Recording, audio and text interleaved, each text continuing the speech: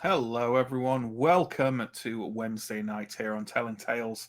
You know what that means. It means it's Symbaroum, our ongoing dark fantasy campaign from the good folks at Team Symbaroum and Free League. We love their stuff here. We're not paid by them. We just can't stop playing their games. More Symbaroum, more Witchhammer.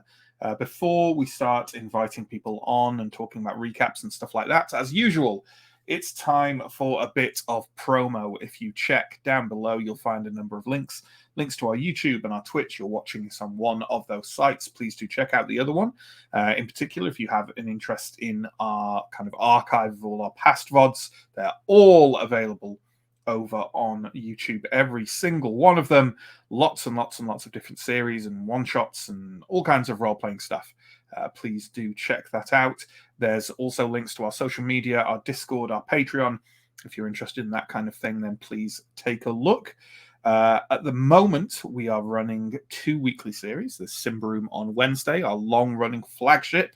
And on Monday, the Monday crew is currently playing some Vaesen, another Free League game of kind of Victorian folk horror investigation, kind of like Hellboy with petticoats. That's how I'd describe it. I believe they were taking a break this week, but I believe their second investigation starts this coming Monday. He says, looking down at the cams to see if John nods or shakes his head. Yes, that's correct. So they should be back this Monday for more Vaesen. We also run one shots on a monthly basis. The most recent of which was For Sherlock Holmes and a Vampire, which is a lovely sort of hidden role parlor TTRPG mashup. That's going live on YouTube as we speak. And we have a one-shot coming up in December, which is on Saturday, December 17th, which is Alien, again from Free League. And it'll be the finale of our Alien trilogy. So if you want to get in on the ground floor on that one, please do check out our first 2 Alien one-shots that are over on YouTube. The first one's called A Place of Burning, and the second one is called A Congress of Sorrows. See, I give them all these fancy names, and then I nearly forget them when it's time to say them. But there we go. Yeah, I think that's enough promo for now. Let's start bringing on our lovely Symbaroum players, and they can give recaps as to what happened last week. And we are starting this week with Stephen. Stephen plays Alindra, former Hello. Templar novice, and the powerful, well-armed killer of the group, really, I suppose. Yeah, the pain sponge. Pain sponge, sure. And pain distributor as well, for sure. Well, yeah. I mean, yeah. It's important to be a two-way conduit of pain, especially in Davokar. It absolutely is, Jonathan Davis, and welcome to the stream. How did we kick off last time? Karvosti was under attack, essentially, from some people dressed as in old Ambrian uniforms. We were approaching the what's the place called? Is it the Stronghold? Yeah, the High Chieftain Stronghold. Yeah, the High Chieftain Stronghold. So Elindra and her Templar novice friend, whose name I totally remember, and I'm just going to keep it. I keep forgetting as well, but is it Revelia? That sounds about right. Yeah, Revelia. Yeah. We're approaching the Stronghold, trying to not get confused for those other Ambrians who had kicked off the fighting. Elindra ran towards the building where it looked like a fire had been started. She went to see if she could help, and she saw a figure escaping from the building and kind of pelted across country to sort of tackle her to the ground, to try to sort of capture her for questioning by the guards. Unfortunately, the woman in question had other ideas. She's clearly a poisoner of sorts. Managed to put a poisoned crossbow bolt into Elindra's neck in the process, and then had evidently poisoned herself as well, so that she couldn't be questioned. So she died, but Elindra went to hand the body over nevertheless. Absolutely. So the Wrath Guard, the High Chieftain's Guard, were there, had cut down most of the assailants. You passed the body of the assassin leader on there, and the other members of the group also arrived with a live captive they handed over. Correct. The Wrath Guard were coldly receptive, I think is a good term for it. Suspicious, yeah, but clearly you were trying to help, so they didn't kind of cause any aggro. But a slightly different scene was panning out back in the camp, where Chris was. Chris, who plays Steo, former infantryman and city guard turned curmudgeonly mercenary. Commercenarily? Yeah, sure. Yeah, sure, why not? You just woken up from some kind of slight... Well, you just recovered from being horribly battered around in the last few sessions. So I think that the stated event is I finally decided it was time to do some work rather than just being a disrecovering alcoholic. But I had my this young squire lady who's been following us around. Oh no, it wasn't. It was Ganderald. It was Ganderald. The Order Magica thrust me back into my armor and kicked me out of the tent to try and figure out what all the commotion was.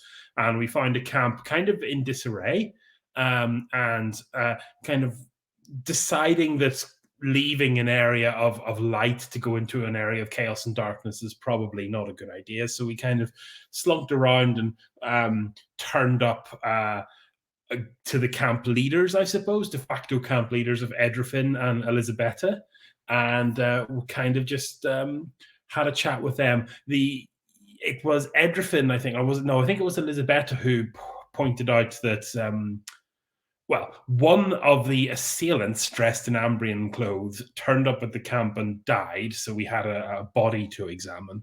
And upon seeing the garb, the out-of-date military clothes, Elisabetta commented that it might be some kind of deliberate attempt to make the barbarians think that this was an organized a thing from a higher grouping rather than just what seems to be a bunch of people trying their luck or trying to cause a diversion.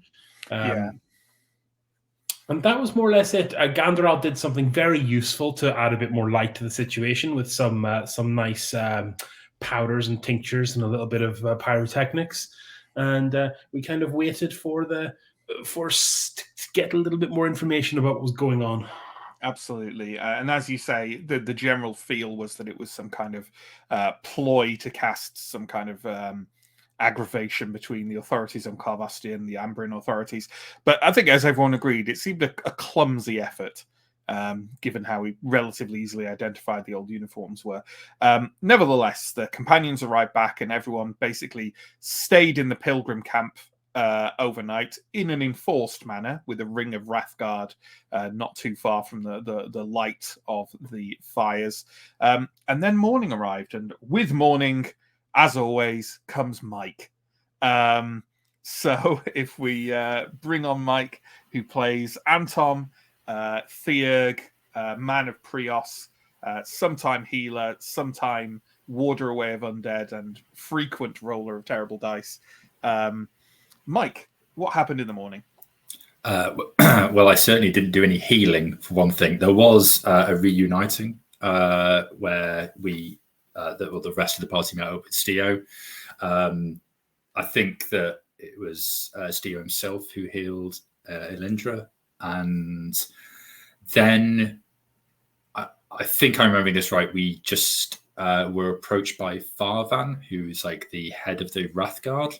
Yeah, that's right. They came and kind of kicked you, not literally kicked you awake, but yelled you awake in the morning from outside the tents.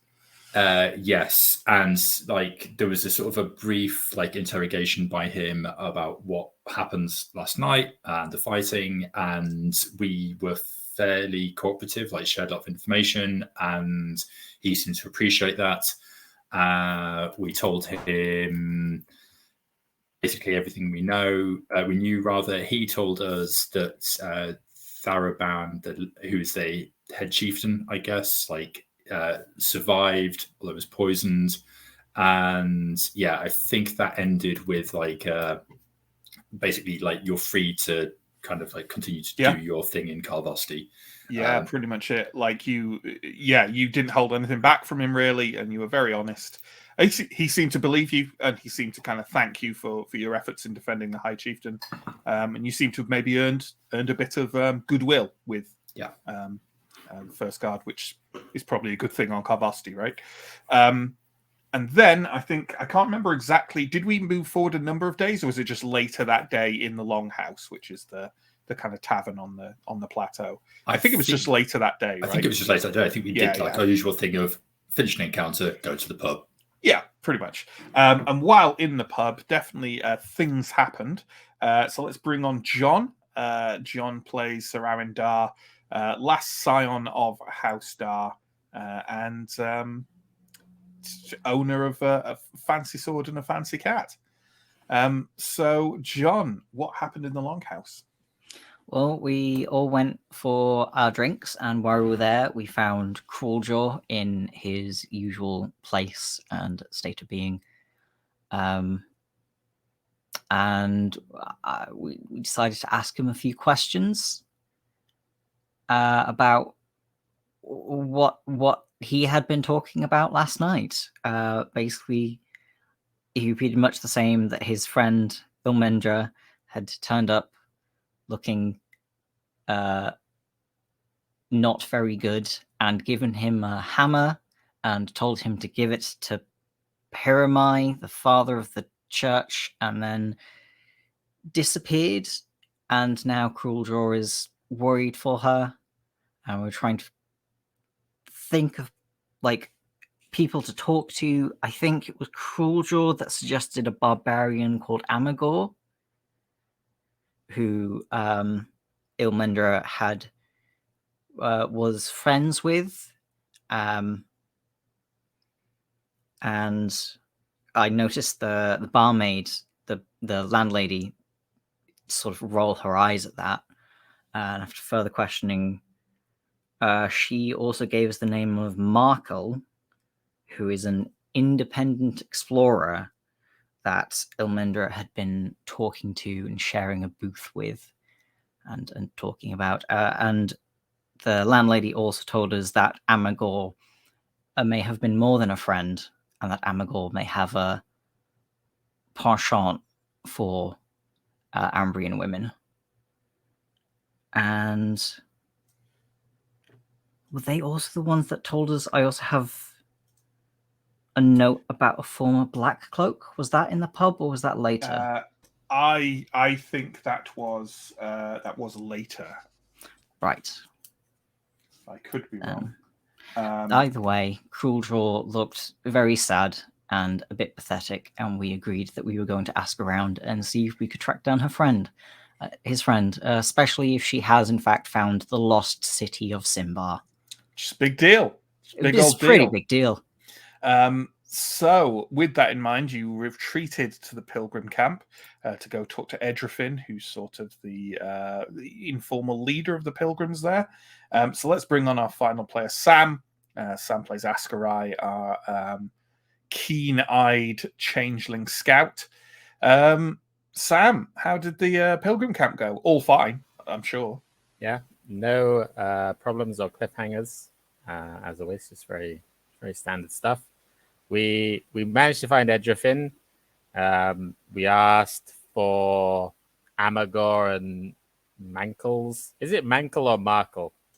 I believe it is Mankle, which is an amazing name.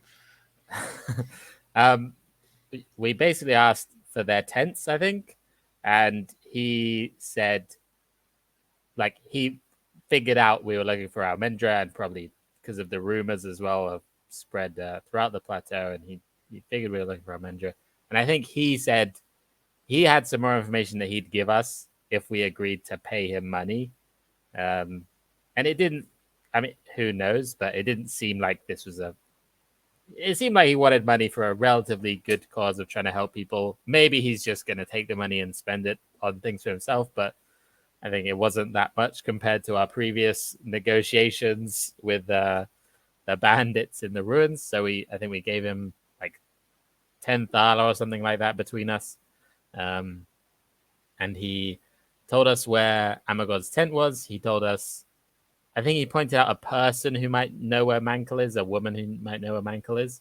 And he also told us about a black cloak called Brother Bartha, who he said we could find in a kind of Ambrian encampment type thing that we had actually passed already on our journey to the plateau, that was kind of run by the same family as the Templar here is from, I think. Yep, correct. House Viara. She's Elisabetta Viara. Yeah.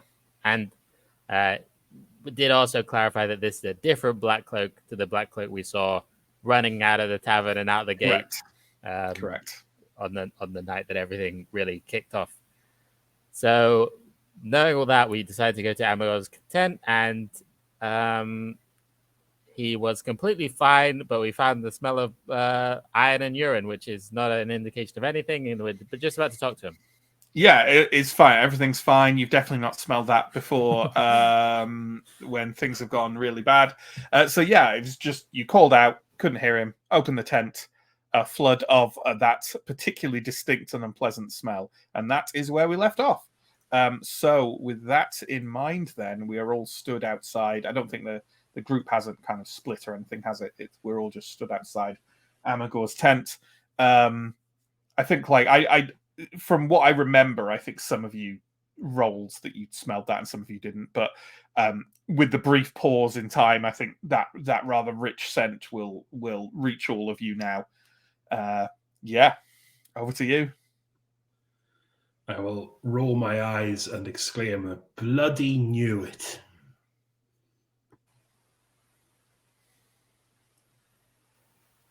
Could have been up in the enchanted woods making friends with creatures.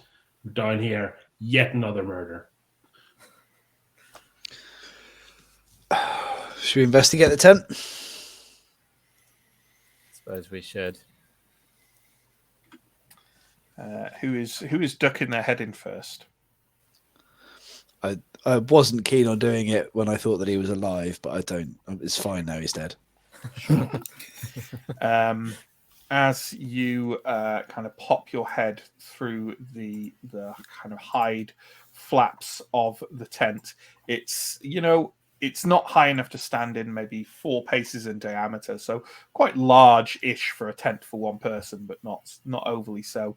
It's dome-shaped, but despite the darkness inside, the thick hide kind of prevents a lot of light coming through. You don't need the light to know what has happened. The stench in the air is distinct, and you can see in front of you, as your eyes start to adjust, the prone form of a relatively large man lying on his back, arms stretched to the side.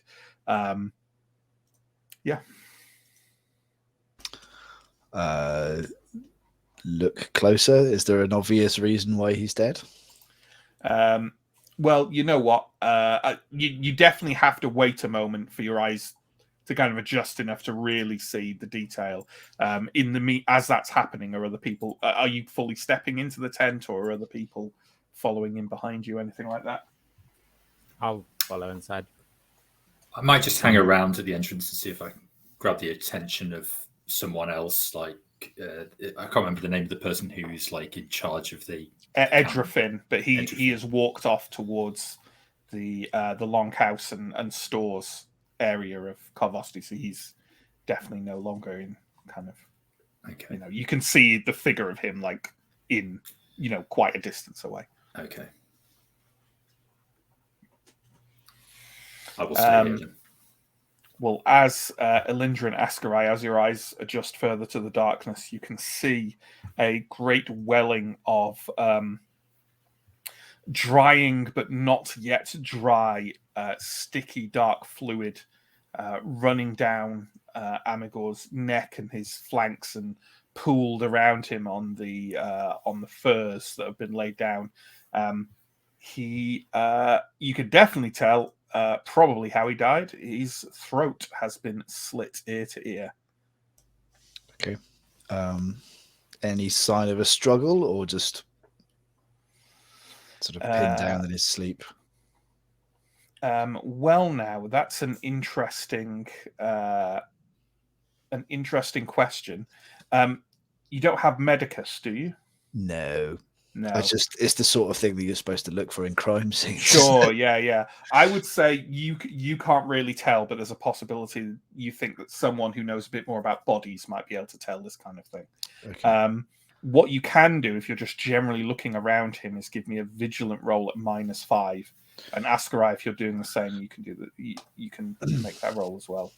I can absolutely fairly a vigilant roll at -5. Yes.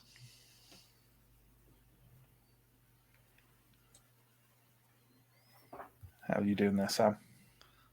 I also failed.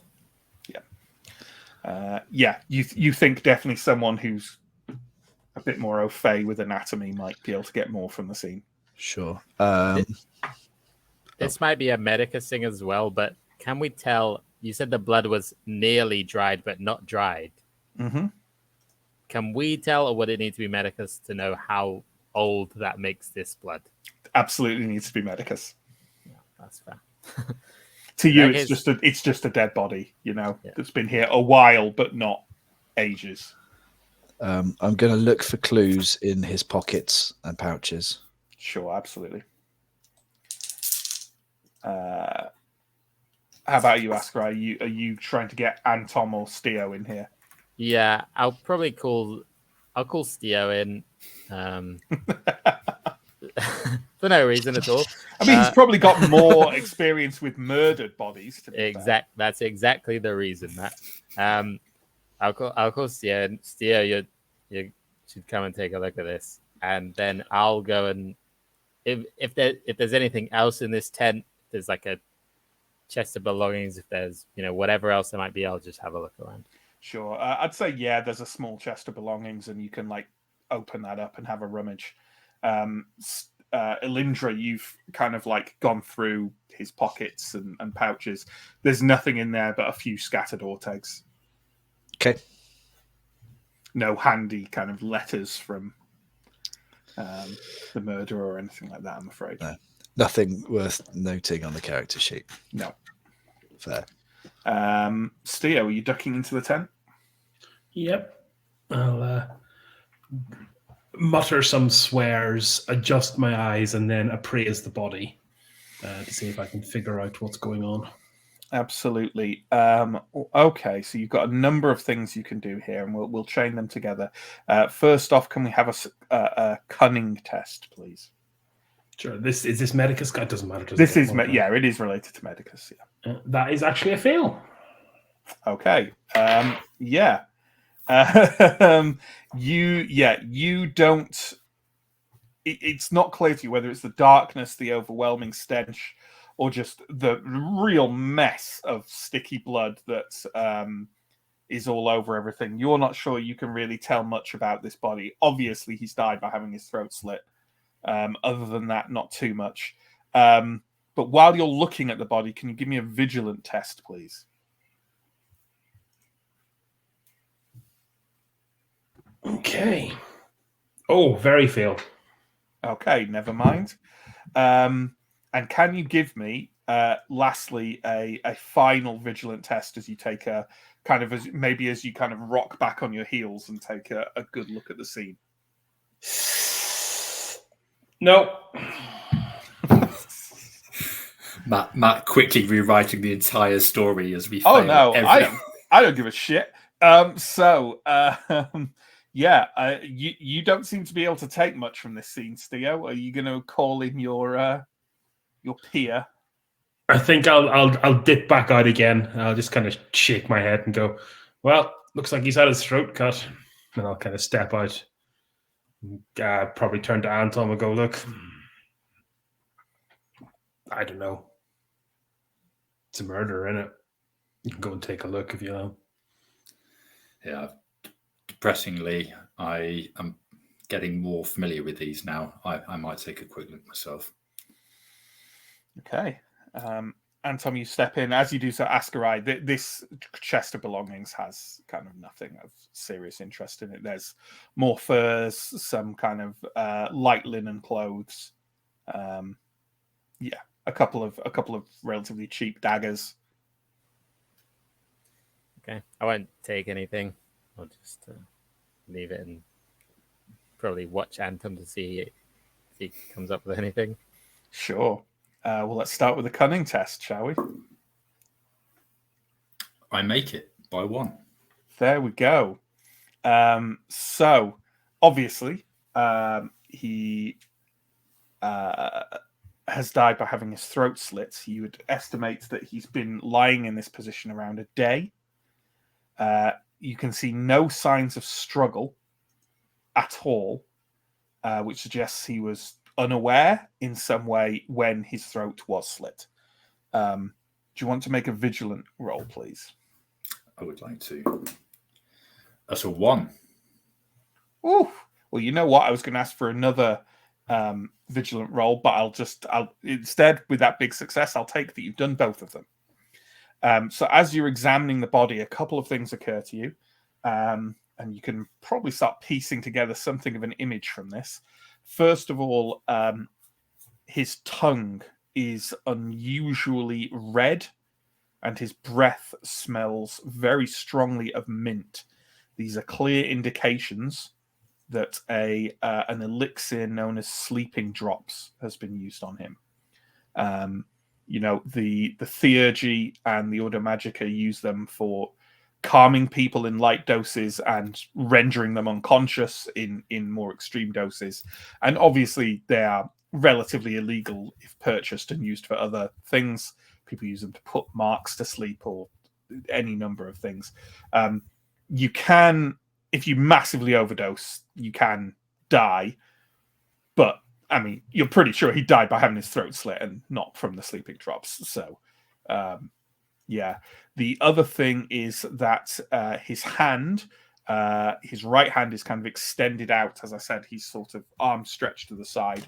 One hand is kind of loose with the rigor mortis, in a relatively relaxed position. The other seems to have been gripping something that is no longer there.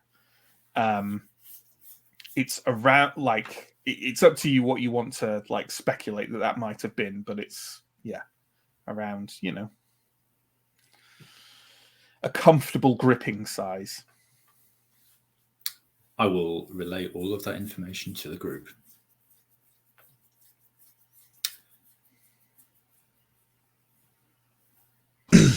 Well, we are one lead down.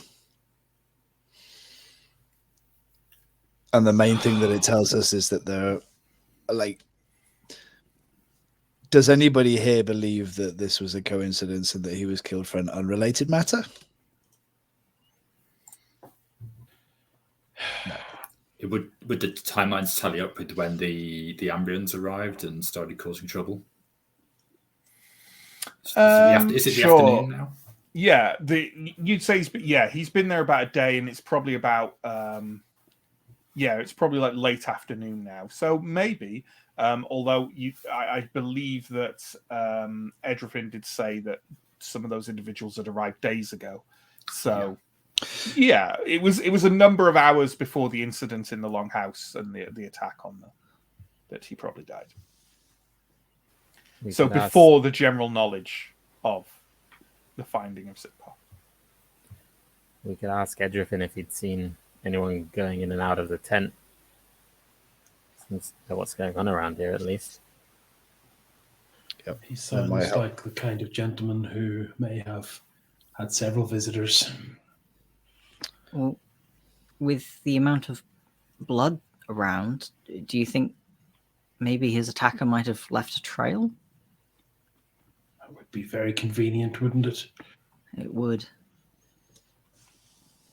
I don't think our look luck around runs that for good. a trail if you want. Asker, I'll take a look if there's any blood on the grass or dirt or whatever this camp is on outside the tent. Sure, give me a vigil roll. Okay. I made it. I rolled a 4. In that case, you are sure that there is nothing. I will relay that back. Doesn't look like... I can't see any blood other than what's in the tent. Edrifin might be able to help narrow down who he's seen coming and going, and in any case, he should know. Yeah, as there's much no as point. This camp belongs to anyone. It's his, right? There's also no benefit in us hiding the information, especially given there doesn't seem to be anything else useful there, except that information that he was holding something. Who went? Someone went beneath for the hammer, according to the rumors we'd had. Did he have it? Nah, the Beneath? church. The he hammer gave it to was Mace. given to Piramai, who's the preaching theurge at the Sun Temple. You know what? Let's all have a bit of a cunning roll at a -3, please, to maybe figure out what might have been. Pass. Ooh. Well, the others of you might be thinking about it, but I'm going to give it to Steo because Steo rolled a 1 and was the person who brought it up as well. Steo, it suddenly occurred to you something you didn't see in that tent that you'd normally find in a tent, something that someone would be holding in their hands if they have been supping on something in which sleeping drops would have been put. There was no drinking vessel or goblet in the tent, which is quite unusual for a long-standing tent. Okay. There was no... How did he get poisoned with the mint juice when he didn't have anything to drink it from? I think that might be something. Whoever arrived brought with them utensils. That might help Edrifin narrow it down. And then took it away. Yeah. Could that have been what was in his hand? Would make more sense in some kind of multiple hammer situation. It certainly would be. It was the hand of someone grasping a goblet to drink from, certainly. Why would they take the goblet with them then? To hide evidence that he'd been drugged? We've already worked out he's drugged, and none of us are investigators. And of the things done to him, I would argue that the drugging of him was the less concerning. Well, Ganderald is with you, isn't he? Yeah, I think so. It's about. Perhaps they just wanted to conceal that they had access to sleeping drops. Anton, do you know if whatever this mint sleeping thing is it something used by Ambrians or barbarians more? Or any group in particular? Both, really. It's very widely used. Is it available then somewhere in Karvosti? Would there be somewhere to get it, or would it be? You don't know offhand. It's possible. If anyone sells it, it's actually most likely to be Crueljaw himself, because he has a kind of monster hunting supply store with lots of dedicated sort of equipment, including some poisons. But I mean, he's the one who sent you here, so. But you can buy sleeping drops. If you have a reason for using them, you can buy them from many, many places. If you have no legal reason for using them, you can buy them from slightly less many, many places.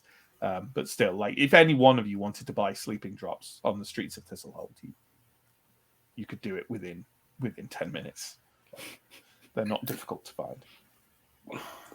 So just so I'm clear, are we saying that this person was drugged? They had their drink spiked, they fell asleep, they then had their throat cut. Is that what we're saying? That's what it looks Sounds like. about right. Would the sleeping drops be noticed when being drunk then? Not if it's a strong tasting drink. Okay. Then no. Let's go take this over to Edrefin. We're bound at least by the civility of camp to let him know he's got a body to clear out. Yep. Okay. So you've been kind of lurking outside this tent for a while now. Are you just going to wait for Edrefin to come walking back from the? We'd been having a conversation with him, sort of in the middle of the camp immediately before coming here. So I assume he's not gone far. We can maybe just wander around and see if we can see him. Sure. You saw where he went. He went over to the kind of more barbarian area, or further up, technically the plateau, which is far enough that you'd have to like leave the camp and go over and find him. But it's up to you whether you want to go there or wait for him or whatever. He's bound to be back here soon. It's up to you. My instinct would be to find him, to follow him. Okay. Yeah, that's fine. I'm going to say, in fact, that because you've spent a bit of time there, and obviously Anton's examination took some time. So as you're crossing kind of north on the plateau, more over to where this barbarian steading is, on the north part of it, you actually just meet him coming the other way. He has his arms full of various fruits and vegetables, and a sack at his side that seems to have a lot of kind of like grain and wheat and various kind of ingredients for making fairly wholesome food with.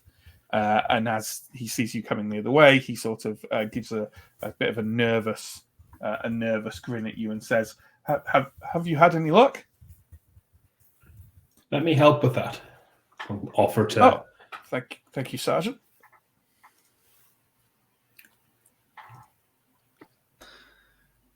We have not had luck with Amagor.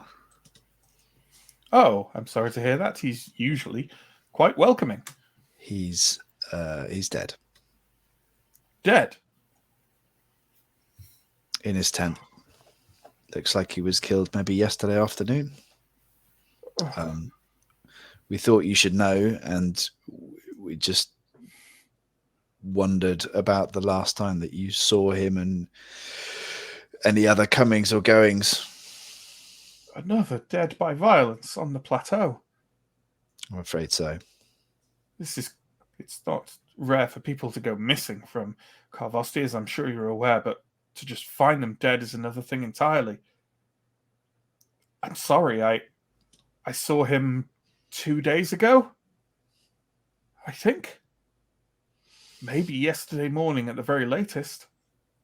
And then I hadn't seen him since then, but, well, sometimes he goes out into the forest or spends time in other people's tents. Sometimes he's hosting in his. I'm sorry, I haven't seen anyone. If you saw him yesterday morning, it looks like he was asleep when he was killed. It looks like, it smells like perhaps sleeping drops were involved. Sleeping drops? Seems so. He was something of a warrior. Perhaps his killer decided to do it safely, I suppose. Drugged and killed. In daylight. If you saw him in the morning, then it looks like it happened in the afternoon. I cannot be sure, but I think it was yesterday morning I last saw him. Did he have anyone in the camp who expressed violence towards him? Not recently, I don't think. He got into an argument 2 moons ago with a group of fortune hunters. put one of them on the ground with a punch to the jaw, but they've been gone for weeks and weeks. And they haven't returned. I would have seen that. Well, he clearly made an enemy of somebody. Well, I shall gather some trustworthy people, and we will take the body and lay it to rest in the forest, I suppose. The clan folk don't much like bodies being buried up here. No, that's understandable. We're sorry to be the bearers of bad news. I'm sorry to have sent you to a corpse. Had you ever gone to drink with him? A few times. Not just me and him, just a group of us from the pilgrim camp on evenings when we felt we had enough coin. Do you remember if he had any kind of valuable or distinctive goblet or cup that he would drink from? Or just... Oh, no, not really. Nothing in particular. He didn't have much valuable. He spent it on women. Okay. I'm sorry I can't be more help. But you've reached kind of back to the pilgrim camp now, and he kind of glares over at Amagor's tent. Well, I'll make sure this food, thank you, Sergeant, is secured away and distributed, and then we'll take the body down to the forest and we'll see if the tent can be cleaned, and if so, who wants it. I suppose any of his other possessions that might be given out.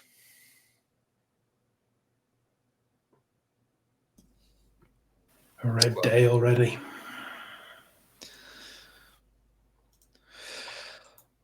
I think it might be a good idea to try to find Mankell. Well, the individual that Edrifin pointed you towards was a fortune hunter named Lizel. Oh. She is still sat over by a fire, kind of in the middle of the pilgrim camp, just talking to some companions. I was confusing the two. Yes. Shall we go and speak to Lizel? Yeah, I think we should bear in mind that we may be slightly against the clock here. Yeah. Okay, well, you can approach her perfectly easily. She looks over as you come over, like both. She saw Edrifin pointing her out to you earlier, and now that you have come over, and she kind of like leans back, puts a hand not on her blade, but at least a little bit closer to it on her leg, and says, The heroes of the plateau fighting with the Wrathguard last night. What can I do for you? We've shared nary a word in the last 2 weeks. Why would you be seeking me out?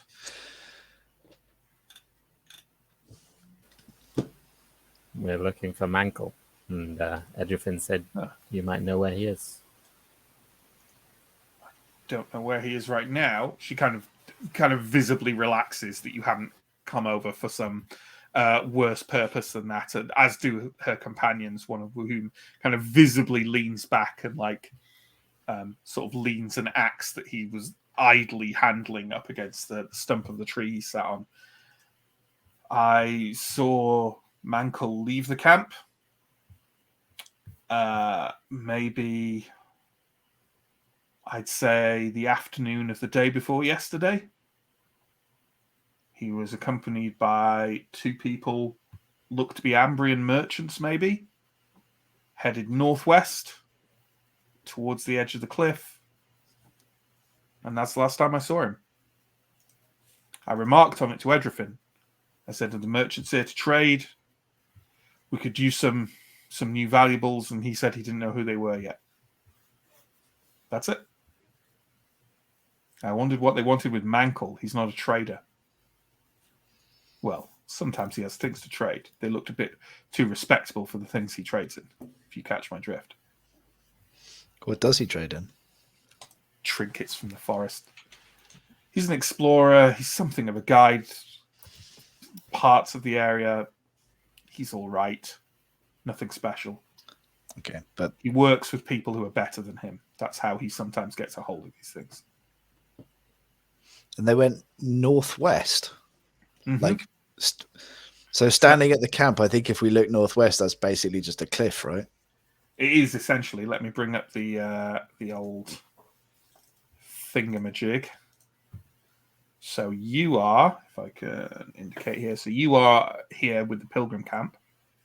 So northwest would be somewhere along the cliff edge here,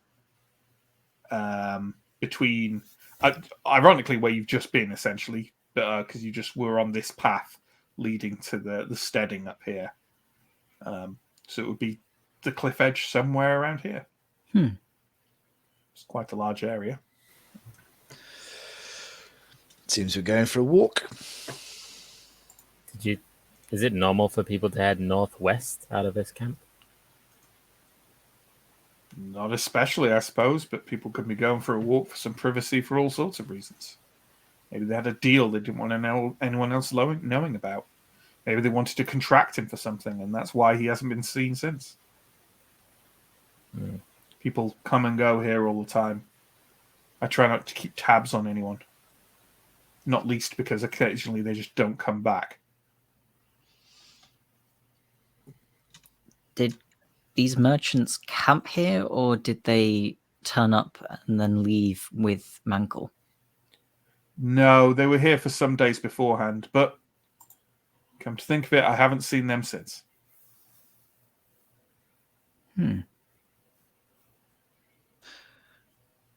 think maybe we'll walk the cliffs. We'll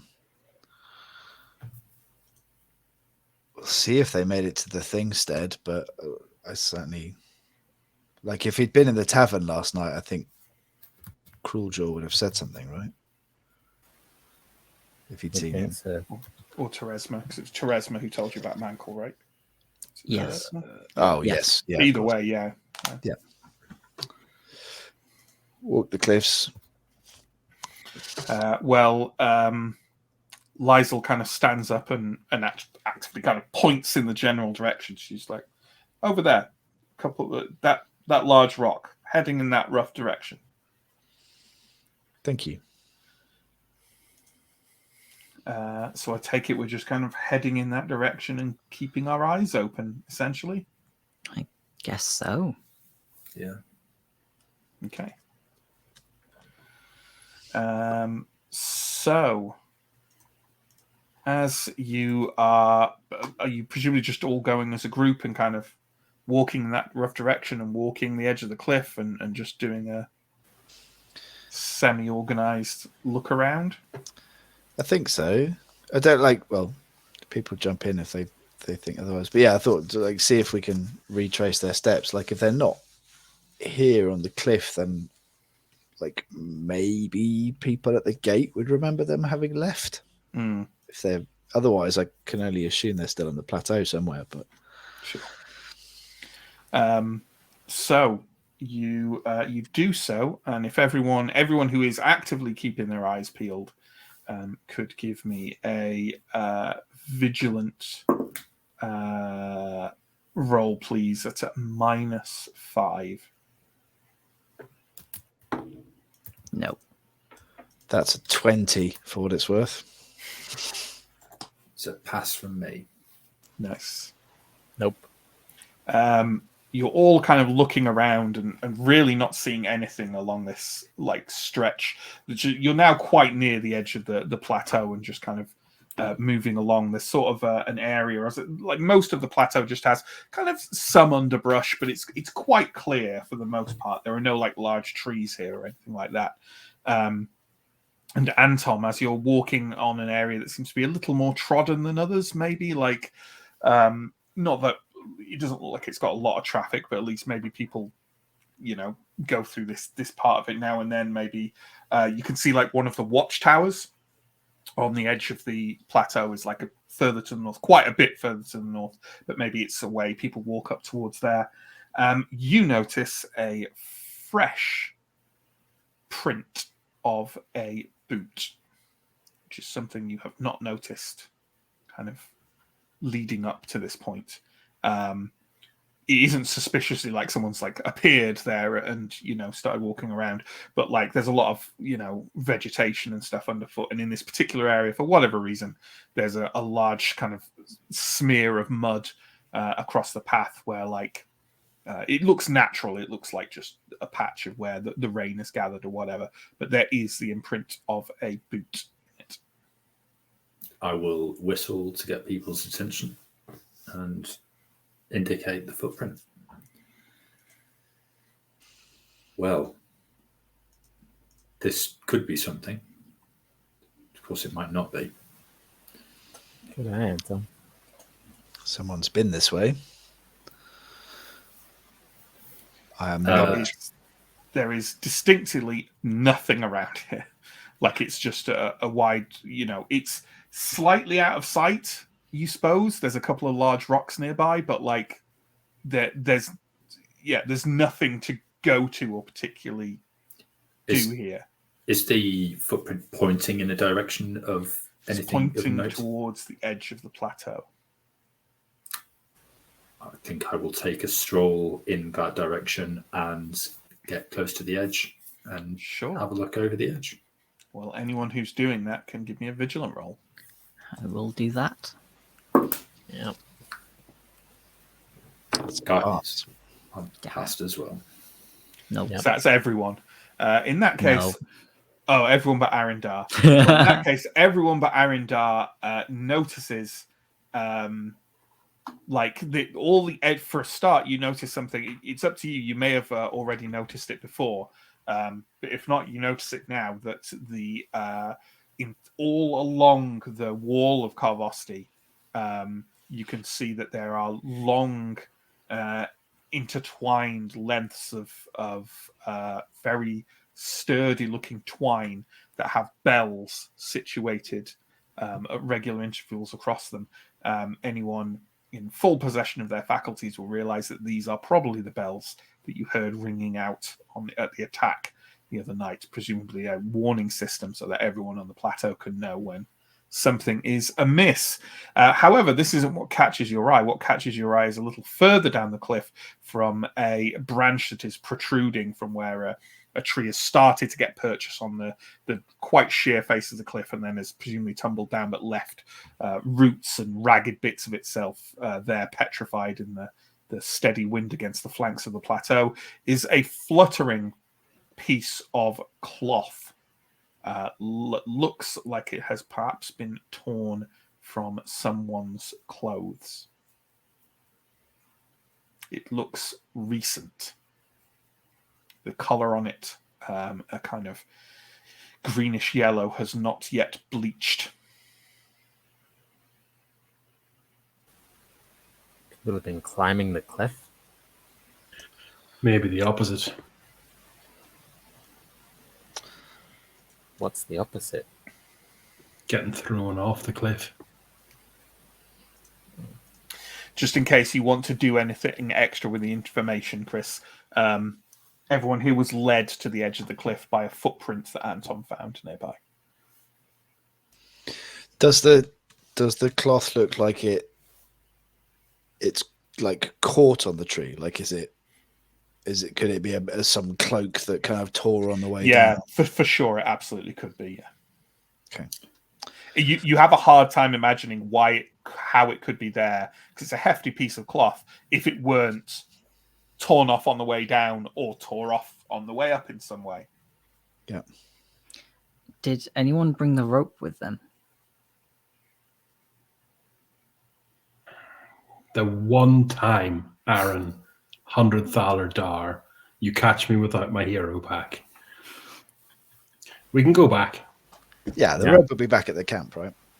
But like, I don't think I'm up for trying to take a rope down from the sides of Karvosti without telling the guard what we're doing. You get the sense it would certainly not be maybe looked well upon to be climbing the walls of Karvosti. That is a very good point. How far down is the cliff at this point? And also, I guess from here, how far down is the torn piece of cloth? They're definitely both numbers. Okay.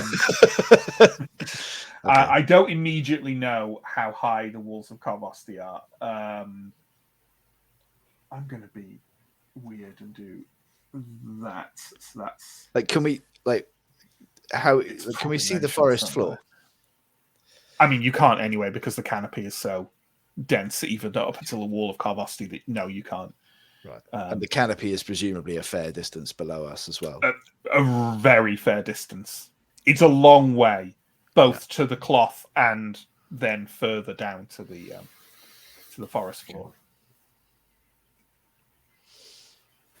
You mentioned the colours on the cloth were green and kind of, what was the other colour you mentioned? It's a greenish yellow.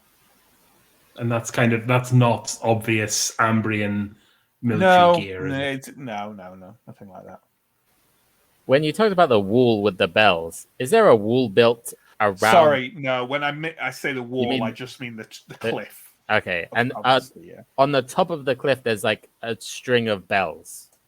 Not far from the top of the cliff, probably about 30 feet down. Okay, so somewhere on the edge of the cliff, there's bells. Mm-hmm. Okay. Basically, there is twine or thin rope all the way around the plateau with bells on it, so that it can be, at any place on the cliff, an alarm can presumably be triggered by the Wrathguard, but also it would be very difficult to climb the cliff without setting the bells going. Okay. Is there any indication that a bell has been removed or like a line has been cut? No, nothing like that. But the cloth that's where the branches out with the cloth around it is a good that branch is stretching out a good 5 or 6 feet out from the edge, out from the side of the cliff, and therefore way beyond the bells. So, okay. How far, in terms of time, is like the bottom of the cliff from where we are now? Because we'd have to go, as I understand it, we have to go across the plateau, down, and then all the way around. Through the forest. You mean if you want to get to the point below where this cloth is to look for something? Yeah. It's gonna take. It would take you maybe 20 minutes or so to get off the cliff, and then you've got to walk round the plateau, which is traveling in Davokar, but you're up against the wall of the cliff. I'd say you could make it round to where this is in an hour. Okay. It's not too far a journey. I mean, that would rule something out, potentially, if we found something. Or it would confirm something. Look, the forest's probably already eaten the corpse. And the forest is never to be taken lightly, even if we feel safe from it. I think this close to Karvosti, we'll be fine getting there. It's whether is that the best thing we can do right now? I mean, it might be. I'm not sure where else do we go from here. We had 2 leads. One of them's dead. The other one maybe has been thrown off a cliff. Maybe has climbed down a cliff. And the other one is in a camp, much further away than this lead. Surely the only thing we can do is investigate this. I think we either talk to the guard, who we seem to have some kind of favor with, or we go down and look at it ourselves. The other option is we go back and we ask that young lady what this gentleman was wearing when he left. Shall we do that and then consider possibly heading down? Can absolutely do that. So I assume we're heading back to the pilgrim camp. You find Lysel again. She sort of looks around and says, "Back already?"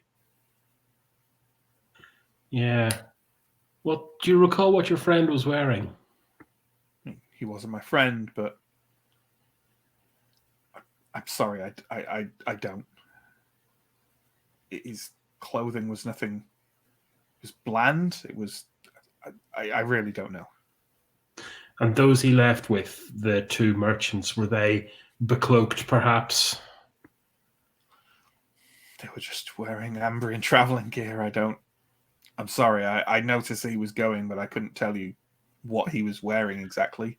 Nothing remarkable. One of those three people left the plateau by the fastest route possible. Just so you know. Huh. I don't know what to tell you. I think we're going to have to go and look. I do not want to do that, but I don't have a good argument against it.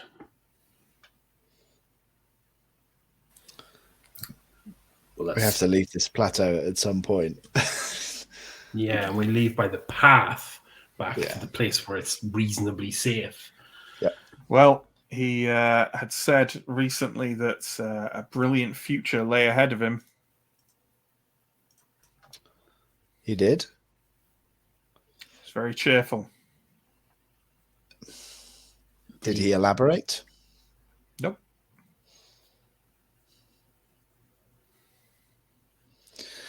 Did he? When did he say this? As he was leaving? Was that with the events connected? I don't keep my conversations with him in a diary. Tonight, a number of days ago, he seemed cheerful. He said a brilliant future lay ahead of him, one far greater than he would have seen if he'd stayed with the Ordo Magica. He was generous. He bought drinks. I don't know. I wasn't his friend. But that was several days ago, and then you saw him 2 days ago. A number of days ago. They blur into one here. Okay. Have you heard all these rumors about Almendra? Of course I have. Did Mankle spend much time with Almendra? Do you know of? I don't really know. I've never met Almendra. Okay. Right. Looks like we've got to go and prepare for an ill-sighted adventure. Wonderful. Thank you for your help. That's fine. She seems to feel pestered. Yeah, let's try and leave. Do we want to speak to the Wrathguard before we set off town? Maybe speak to the Wrathguard if we want to look closer at the walls. We'll see some at the gate. Yes. Shall we just tell them? Well, Aaron, I couldn't help but notice, but you are a very good climber. Yes, that is why I offered, but I don't want to aggravate the Wrathguard. I mean, it would be faster for you to climb down to this this thing, but we would have to talk to the Wrathguard, and I don't want to volunteer you. Oh, I'm more than happy to climb down. Imagine fishing, but you're dangling a minor noble into a forest of death. At the risk of coming across all railroady, it does feel a little bit like you're constructing a very elaborate scheme when all you need to do is go down a big ramp and walk around the edge of the plateau. Like, if you start messing around at the edge of Karvosti and visibly trying to find a way to get around the bells and someone sees you, it doesn't look good. That's all I'm saying. I mean, I was thinking we say to the guard, hey, someone's gone off this cliff. Can Aaron Dar go down and grab this bit of cloth? But they will. I'll just to head this off at the pass. They will almost, and obviously this is information our characters have rather than yourselves. They will almost certainly go, of course, good luck with that. Out you go. Like you are aware from people. The cliffs of Carvosti are not something the Wrathguard want people climbing or descending. They want to maintain, you have to go to get in Carvosti through the gate because, Now, I am definitely going to take a segue here and pack up my adventurer's gear, because even if this is a 20-minute walk, it's a 20-minute walk in Davokar that's approaching the end of what can be described as light Davokar. Sure. Yeah. Yeah. Oh, yeah. We're packing gear for a day trip. Absolutely. Sounds good. All right, you return to your camp. You pack everything up. Ganderald informs you that he'll probably stay here, just to watch the tents and sort of monitor anything in your absence. But Revelia is going to accompany you because she seems to be essentially Elindra's shadow at this point. So you depart for the steading. You reach the gates where a Wrathguard there. You recognize it as the individual you talked to on the evening of the attack, who was somewhat hostile, but then seemed to have earned a measure of respect for you by the next morning. He kind of, as you approach the gates, he turns and says, "Leaving?" For an amount of time, yes. We're hoping to return soon. How far? Not far. We're going to the foot of the cliff at the northwest. We think someone related to the commotion was pushed off, and we're investigating. Huh.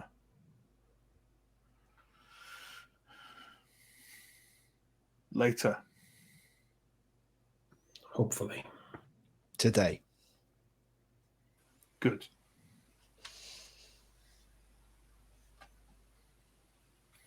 I assume we're free to leave. Yep. Doesn't seem everyone's free to kind of go in and out of Carvosti if they have already been, approved, as it were. Yeah.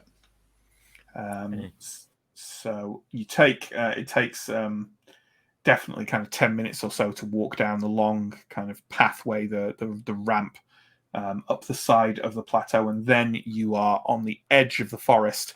Kind of now, when you're actually down right at the edge of the cliff, there is kind of like a little bit of light seeping through from above that keeps sort of the bottom of the very edge of the cliff illuminated for you a bit more than most places in Davokar, and you can kind of make your way around as you go. Honestly, there's not much to tell. There's the constant echoing animal noises and other stranger noises, rhythmic and otherwise, from further deep into the forest. At one point, kind of birds kind of almost explode out of the trees ahead of you as if startled by the movement of some horrible creature. You're not sure if it was yourselves or something else that slunk by out of your senses. And as you round towards the western side of the cliff, you see, I think I've described before, there's like a number of caves have been adapted as sleeping chambers by a group of ogres here who charge money for protection and accommodation overnights. And there's several sort of disheveled and somewhat unsavory looking treasure hunters who eye you as you walk past those caves, but none of them seem to want to give sort of 6 armed people too much trouble, and you pass on safely. Why don't we have... I think we need a roll to find the point below where you're looking for, right? Because it's going to be more difficult to see that piece of cloth from below, but you have a rough idea of where you were, and you have a kind of at least one good scout with you. So why doesn't everyone please give me a cunning roll at, let's say, a -4, because I think it is quite difficult to find your place, and that'll give you the rough area, and then we can see if we actually spot anything. I rolled a 1. Nope. Nothing from me. Elindra, then. Oh, and Tom, did you succeed as well? No. Elindra, yeah, you're in the right area, so can you give me a vigilant roll at -1, please? That's a fail. That's a fail. That's fine. You are almost certain you're in the right area. You remember a specific cluster of bells tied together on those kind of lines that you could just about perceive overhead. You can't see where the branch and the cloth are, but you're pretty sure you're in the right area.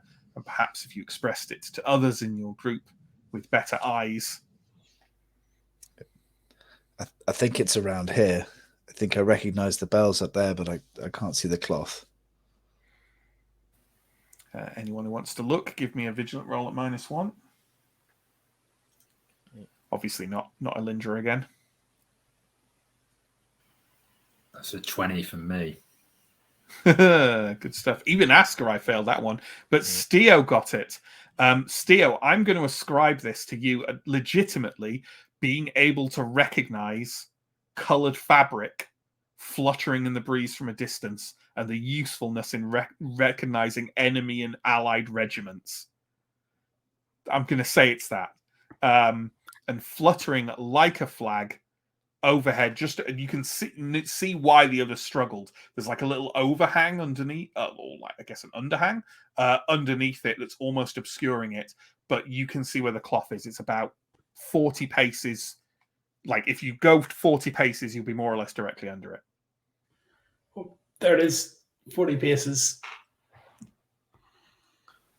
That was a lot easier than I thought it was going to be. Well done. Good eye. Occasionally, yeah.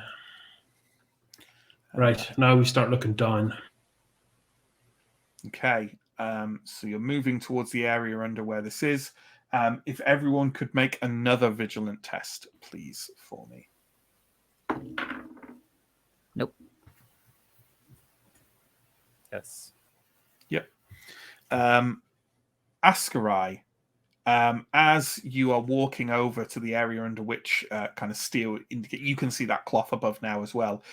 You can see in the underbrush, maybe about 30 paces into the edge of Davakar, you can see a huddled form underneath some brush with wearing what seems to be yellowish green clothing, although it is soaked in red. I think we found whoever it is. I'll point them out and start walking over. Absolutely. And as you do so, could you please give me a vigilant roll at -1, please, Askarai? Okay. Need a 14. Rolled a 4. So I make it. Okay. In that case, the different form moving stealthily through the underbrush alongside, kind of around to one side of you, catches your eye before the creature leaps from the bushes to try and rip your throat out. And before a couple of seconds have passed, a howling and snarling erupts in the trees around you as a pack of jackars, presumably drawn to this corpse for feasting purposes, emerge, definitely with the intention of doing everyone harm. John, can we have some initiative, please? The jackars are on quick 15 and vigilant 10. We have fought jackars before, although I'm not sure if Elindra has. Jackars are essentially kind of like halfway between a kind of hyena and a wolf, and a very, very common kind of pack prey animals in Davakar. They sound super cuddly. Absolutely. We still have Askarai first. Of course we do. Askarai, I would say, oh, you know what? Because you rolled that thing, I'd say you are out kind of in front of everyone else. But I'd say if you want, you can use this round to shoot if you prefer to. do that rather than engage this first Jackar coming towards you. Okay. How many Jackars do I see? Give me a vigilant roll. Okay. I just made it. You think there are approximately 10 of them. Okay, I'm gonna. If I have the chance to shoot, I'm gonna shoot. Okay, absolutely. Are you doing your armor piercing? Or are you doing 2 shots? I'm gonna do 2 shots. Yeah, that seems. I mean, they're not armored, so that seems a solid choice. So this one is coming towards you. I assume that's going to be your first pick. And yeah, can you make an attack roll at a -5, please? Remember how awkward it is to attack quick little snappy creature things. Yes, although I do now have my special thing that lets me pick a guy and try twice on them. So I'm gonna if you fail, yeah. The one that's coming for me, I'm gonna pick him. So -5. I need a 10. The first one I fail, but I got it on the second attempt of my first shot. Yep. So how much damage is that? It's a D10 plus 1, which is 2 in total. 2 damage, you say.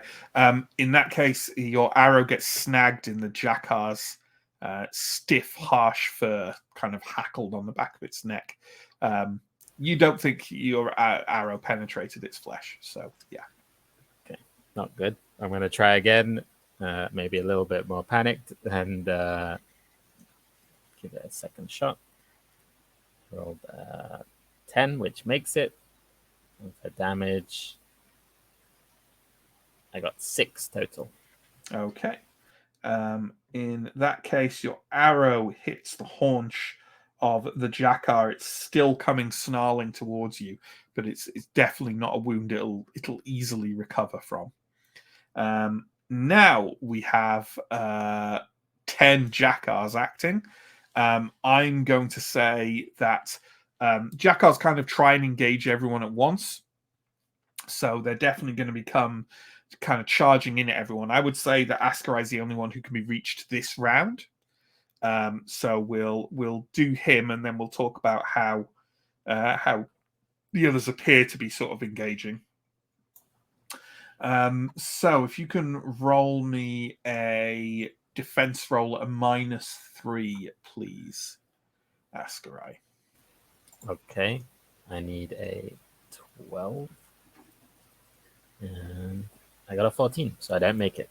Okay, yeah, you probably hung onto the bow a bit too long, and don't manage to you're kind of stuck trying to switch to your blade, and the Jackar darts in and kind of gouges a deep puncture into your arm with a bite. Well, I say that, but you have to roll armor, so you know. Okay, might do fuck all. I have 2d4 for armor, thanks to my fancy cloak. I rolled 7 armor. Oh, yeah. Okay. So the Jackar kind of bites at your arm, but your cloak is in the way and its teeth scrape off with a kind of unpleasant, low shrieking noise. The other Jackars are going to... Well, we'll put one on each of you. They're not engaging with you yet, but they're kind of coming for you, as it were. And then we'll probably roll to see where the rest of them go, I think.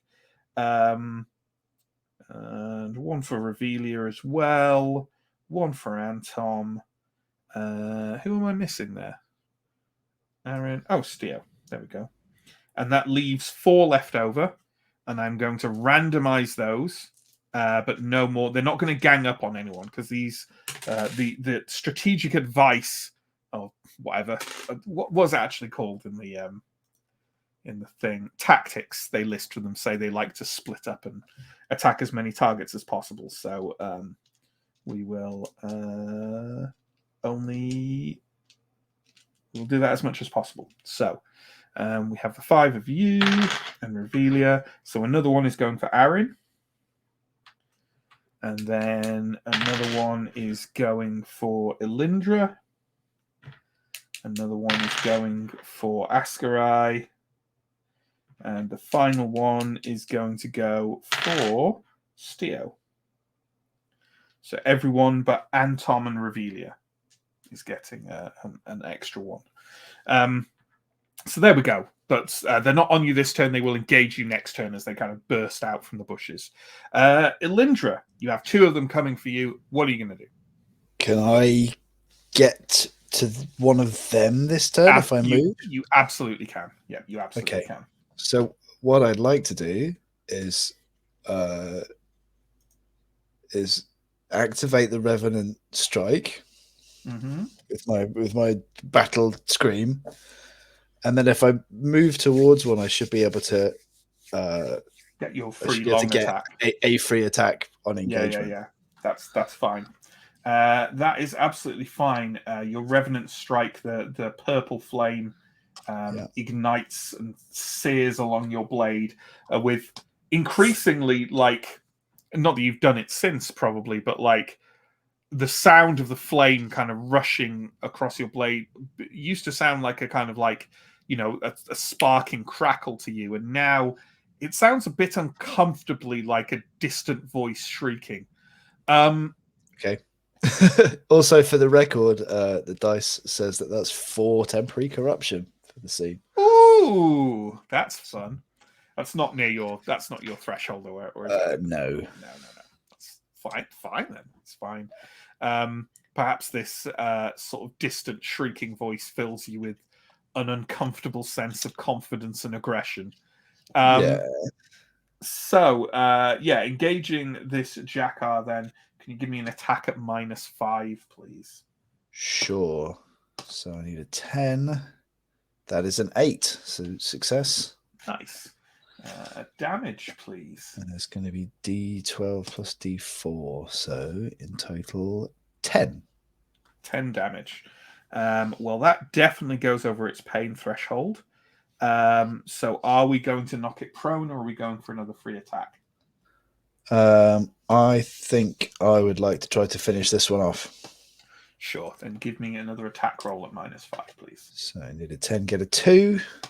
Nice. Damage is 5. Yeah, there we go. As the Jakar, you kind of, sprint towards the Jakar as it bounds towards you, as it leaps through the air with one kind of like trailing blow. You slice it open from throat to groin, not instantly killing it. It whirls round to you with bits of its innards spraying along the ground, not knowing it's dead yet, but it does after the next thrust, when it collapses to the forest floor, letting out one last whimper before it goes still. Sorry, Chris, I made you sad. Poor forest monster. Poor forest monster. Arendar. It just wanted something to eat. Farron and I are both going to move forward to flank one of the approaching Jakars. Mm-hmm. I believe we said that rather than roll for damage for Farron, we mean that if the opportunity presented itself, you're always flanking an opponent, yes. Right? So let's go with that. So in that case, can you give me a roll to attack at a -3, please? So -3. Oh, I see. Yes. You're getting the flanking from Farron. Got it. Makes it so target of 13. Oh my god, that's a 20. Yeah, okay. Okay. In that case, I believe they get a free attack. Get a free attack on you. So can you give me a defense roll, please, at a -3? -3, target of 11. I drop it on my chair. The dice aren't good today. That is a pass. That's a pass, okay. Which means you get a free attack back, right? Yes, if we... Because of your feint. I think we've chained them. Yeah, why wouldn't you? Make another attack. That we'll just keep going like this. That's a 1. Okay. Oh my god. Okay. I like it. Okay, so that's +1 d6 to your damage roll. Okay, so I'm rolling a d12, a d4, and a d6. Woo! That is 11. 11. Okay. It doesn't ignore armor or anything, does it? No. Okay. Well, that's past its pain threshold for sure. So, do you want another free attack? Yeah, I'll go for that. Do it. Is it still roll to hit, or is it? No, it's automatic, isn't it? Yeah. No, you still roll to hit a free attack. Okay. That's a fail. Remember the -3. Okay, never mind. I had a glorious sort of description there, but you fucked it by leaving it on 1 health. So, so basically, what happens as it kind of comes towards you and ferrying rounds kind of the other side of it, you have your blade ready, take a step forward, and some wet leaves underneath your foot sort of skid you aside, and it takes a leap directly for you to take advantage of your situation. But you find, essentially, as you fall backwards, your other hand, your dagger hand, or let's actually say your sword hand, kind of like goes back and catches yourself. You slip under it, going over you, and thrust with your dagger right into its lung, and kind of hot, wet jackar blood sprays out over your chest and your face as it kind of tumbles down behind you. You don't manage to thrust home for a final kill, because it's kind of the force of its weight has kind of pulled you around as you're trying to scramble to your feet. It is horribly, grievously wounded, but it is still in its death throes, kind of snapping and turning on you and trying to get a last measure of revenge. Steo. Yeah, hi. Hi. I suppose I'll move forward and attempt my engage to disengage them. You'll be able to engage one of them, which of course will give you the free attack, and then if you fully engage with them, a second attack. Does that make sense? Yeah, that makes sense. And then the other one, if they come in, gets the same treatment as well. The same treatment on its reaction. Yeah, absolutely. Yeah, yes. Sweet. So I think I'm on -5 because I can't really flank them from this situation. You are indeed on -5, and this is the free attack. Tens or under 12. Okay. So it's not going to be beaten back in any way, but you still get your normal attack on it. Yep. That was the free attack, right? And that is a success. That is a success. What's the damage? D10 + 1 is 9. Definitely over its pain threshold. You going for another hit or knocking it prone? Yeah, I'll take the other hit. Okay, let's give it a go. Another attack at -5, please. There we go. Okay, so roll for damage with an extra D6, but yeah. 14 altogether. Oh, there we go. So as you move towards the one coming towards you, you kind of thrust out to try to do your usual kind of like keep away move with your spear. It dodges out of that and sort of almost uses the spear, kind of like puts its paws on the front of the spear and leaps towards you. You spin your spear around and crack it on the side of the head really sharply with the base. It tumbles to the floor, and as it's sort of rousing and leaping up again, you put your spear down dead on, and what we have here is a jackar kebab. It impales itself completely through its mouth, back through the upper half of its spine, and you have to like lift one boot and push it quickly to be free of the body before its companion arrives. So lots of ups and downs in this fight. This is a lot better than the last time we fought things with -5 defense. I'll say that much.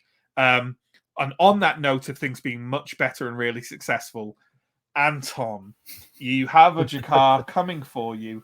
Are you going to engage it? Are you going to do one of your Prios mystical powers? Or I think I'll do Blessed Shield, because they're not corrupt things, right? They're not abominations. No. Sure. I don't pass my Blessed Shield roll. Oh my word! Classic. So it's been a pleasure, guys. It's good to have you And back. Tom is briefly. torn apart by a single Jakar below the walls of Carvosti, and we will never know what happened to him in Ambria. So, have I got time to do an attack, or is it like a distance thing? No, because you're. It is a distance thing action. because that's your like combat action is you trying to use Blessed Shield. So no, you invoke Prios's name, but it's very shady. I will. There's not a lot of sun here, so I'll just cower. No, I will. I'll steal. Prepare yourself with your flail, right? Like a hero would. There we go. I just did see someone post fickle dice in the thing. I don't know if that was before or after Anton made his roll, but let me assure you, they're not fickle with Mike. They definitely come down on one specific side. That wasn't me rolling a 20 and then in the next one rolling a 1. Yeah, no, that makes perfect sense. So there we go. And now we've got NPC. So Revelia, I think, is just going to kind of like stand near Alindra and sort of try and kind of go back to back, not literally, but kind of as much as possible, kind of like ensuring that neither of you can be flanked. Not that either of you are in danger of that, but for what it's worth. And background to the next round. Askarai. You definitely can't use your bow now. You've got one of them, a wounded one attacking you and an unwounded one, and you are flanked, my friend. Okay. What does flanked do for my attack? Anything? No, sorry, you're not flanked. The other one hasn't come to you yet. Okay. They're engaging and attacking this round. So it's actually you're just being attacked by one who's wounded. Sorry, that's my bad. Okay. Can I use... I think we've done this before. I can get my sword out with my movement.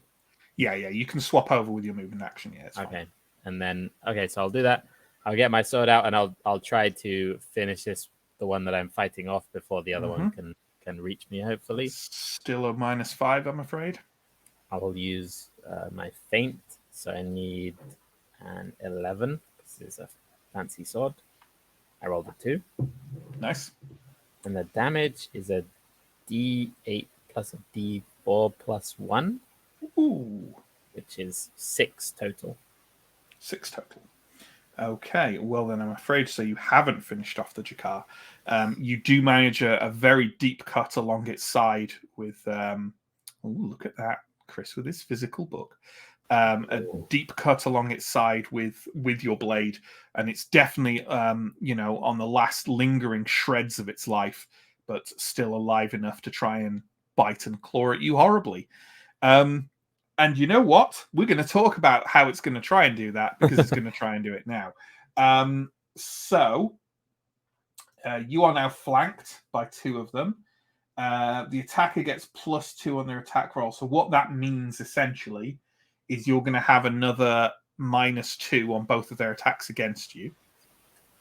So what that means is, can you give me 2 defense rolls at -5, please? Okay. I need a 10. I rolled 12, which doesn't make it, and an 18, which also doesn't make it. Okay, then. Can you give me 2 armor rolls then, please? Yeah. This is 2d4. I rolled 4 and 4. 4 and 4. Okay. In that case, the kind of Jakar you've been engaged with, it's come far enough under your guard that it manages to sort of snag just the end, like the tips of its teeth into your leg beneath your cloak. Like very much a flesh wound, but like it's just like grip. When you get a bit of you like caught in something horribly, like trapped between in a door or like something underneath some furniture or more unpleasant. It's that kind of sharp tugging pain, and you feel like the other Jakar literally trying to leap on you from behind, and some of its claws kind of raking slightly as your neck as it drops back to the forest floor. Take 2 toughness, please. Okay. So that's from both the attacks, as in 2 total. Okay. You took 1 damage from each attack. So, did they, I might regret saying this, but do they get extra damage from flanking? I have already accounted for this. Okay, thank God. Yeah, because it's an extra D4 damage when you flank, what that means is it's an extra 2 damage when you receive it from enemies, because enemies don't roll damage, they just have a damage amount. Okay. Yeah. And it's half of whatever. Yeah, I won't bore you. Next, let's go to Arendar. I'm going to say that you and oh, sorry, Stephen, should I have done something else? Was that the Jackar? Oh, sorry, it's the Jackars attacking. Yeah, it's the Jackars attacking Arendar. Sorry, yeah. So I'm going to say you're not flanked because there's an equal amount of combatants in the melee you're in. Because there's 2 Jackars and there's you and Ferrin. Does that make sense? Yep, makes sense. Okay. In that, but both of the Jackars are attacking you, not Ferrin. So, can you give me 2 defense rolls, please, at -3? I can do that. Target of 11. First is just a fail. And a pass. Okay. So for the first one, can you give me an armor roll, please? Okay. That is D8 plus 1. 5. Okay. So the very, very wounded Jackar, who's still almost like attached to the end of your dagger, snaps at your arm, but like your vambraces just easily absorb the bite. The other one that's come around behind you and is trying to get you while you're still trying to drag yourself to your feet, basically kind of tries to come in under your guard, and instead, as it retreats, provides a prime target for your actual fencing blade. So do you want to give me an attack, please, at -5? Fail. Okay, never mind. You fucked it. There was also, because I hit the pain threshold of the one that the injured one, then isn't there a thing that it has to roll twice and take the worst? Or is it? Yeah, I just thought it's worth saying in case it rolls a 20. Yeah. I mean, so you would roll defense twice then for it. Yes. Okay. Would have been a fail. Okay. That's So, fine. Same result. So now we are going for Elindra. So this one that's coming for you in this round is a new engagement. So first off, make your free attack. Lovely. -5. -5. Need a 10. We get a 10. Ooh. There we go. Give me a damage roll, please. Yes. Carve this into chunks. It's only a 3. Oh, God. That's particularly terrible for you. Not as it, you know what I mean. You usually do lots of damage. Yeah. The dice slow me down. I will say then that you don't actually make contact with the Jackar. It's just that the revenant flame kind of sears the back of the creature and leaves it kind of bristled and burning as it dodges around your blade. Who else we got? We got let's have a bit of Anton up in this, shall we? So Anton, can you give me a defense roll at -3, please? Does that Jackar actually try to attack me, or? Oh, God. Yeah. Sorry. Fucking hell. I mean, I'm fine if they don't. But... many Jackars. Defense roll at -3, please, Elindra. And you know what? Anton, go ahead and make it as well. There's only one on you. So. I got a 1 on defense there. Ooh, nice. How'd you do? You got a fail. Yeah, of course. Like, I needed to roll a 2 or less. Of course. Right, let's take these in order then. Apologies for having shuffled around. So, because you rolled a perfect defense, you now get a free attack back on it, Elindra. So, had lots of these, huh? Right. So make an attack at -5. That's a hit. That's a hit, and damage. And the damage is 14. It's a bit more like. Oh my God. So, Christ. So you burnt the back of this thing. It ignores that and kind of comes for you anyway. But it's been distracted and slowed enough by the burning that you dealt to it, as it's kind of writhing as it moves, that you very easily take one step to the side, swing your blade round with a sideways overhead blow, and slice the Jackar clean in half between front end and back end. The end result is 2 dead bits of Jackar on the ground, steaming slightly in the very late winter coolness, and that your feet are entirely covered in guts, blood, and bits of the Jakar best left on the inside as a rule. And as for you, Anton, you're probably going to take some damage. So give us an armor roll, mate. And I was going to say exactly what Alindra just did to the Jakar, but in reverse. Yeah. Anton was in 2 bits on the forest floor. I did roll a 4 though. That's absolutely fine. The Jakar's claws get caught in your robe of Prios, your Theurg's robe, and it doesn't manage to do any damage to you. It's just kind of like scrabbling at you and snarling. Okay, so God, how many of them are dead now? Not enough for me to think about how scared the pack is. So, Stio, you're the final person being attacked, right? And you have, I think, you have one still coming to engage you. So give me your free attack first for your long weapon on engagement. And this is because Minus it's a free 5. attack. It's procking master, polar mastery. So here we Still go. a For the cross, 5, unfortunately. and that's a fail. Okay, never mind. It's within your guard. Give me a defense roll at -3, please. That's also a fail. Okay, give me an armor roll, please. D10 for please.